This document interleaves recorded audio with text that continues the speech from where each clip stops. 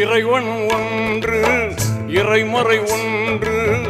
ஏந்திடும் மார்க்கம் தீன் குலம் என்று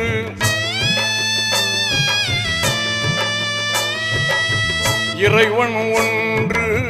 இறைமறை ஒன்று ஏந்திடும் மார்க்கம் தீன் குலம் என்று சாந்தியின் வழியில் சூழ்ந்திடும் நன்மைகள் சகலம் சன்மார்க்க சரிதங்கள் என்று அண்ணல் பெருமானின் அன்பு வாழுதே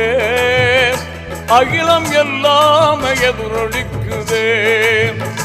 அண்ணல் பெருமானின் அன்பு வாழுதே